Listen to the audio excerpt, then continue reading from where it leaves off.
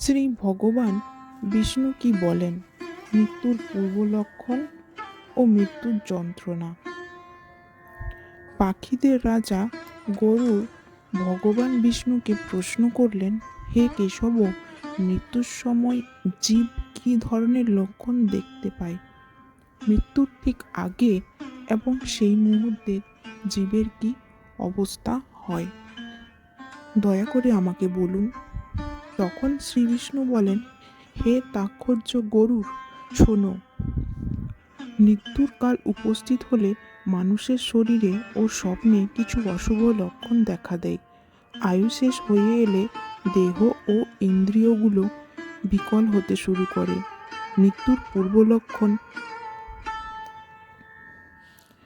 ভগবান বিষ্ণু বলেন, মৃত্যুর কিছুদিন আগে মানুষ নিজের শরীরে এমন কিছু পরিবর্তন দেখে যা সাধারণ অবস্থায় হয় না।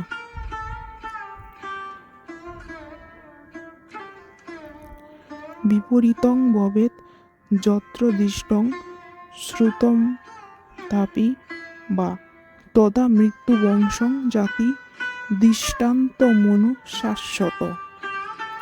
যখন পরিচিত জিনিসগুলো বিপরীত মনে হয় বা দেখা বা শোনা যাচ্ছে তা বিকৃত মনে হয়, তখন বুঝতে হবে মৃত্যু আর বশবর্তী হয়েছে। প্রধান লক্ষণ সমূহ।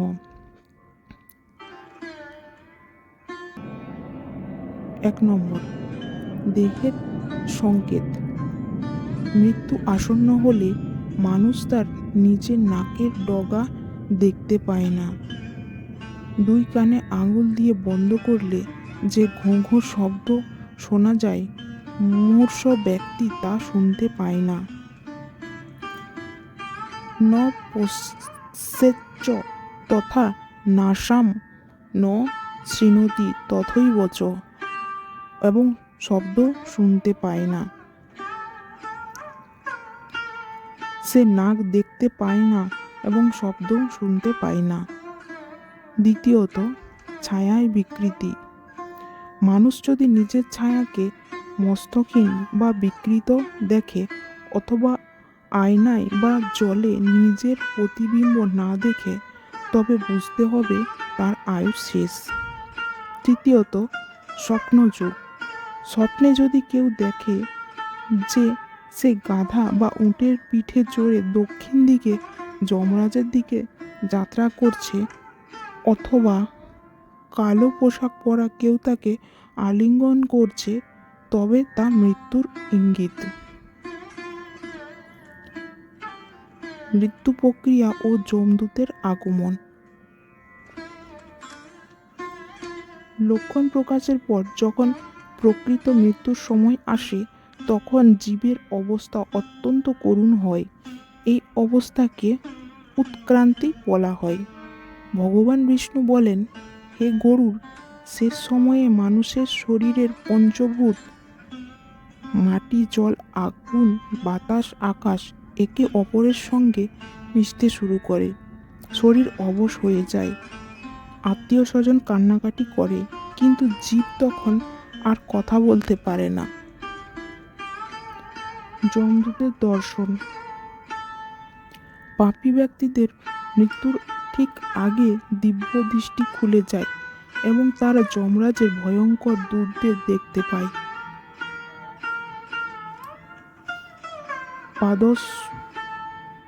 পাশদণ্ড ধরা, ক্রূরা, উগ্রা, বিকটলোচনা, আগতা যমদূতাশ্চ দৃশ্যন্তে পাশহস্তকা।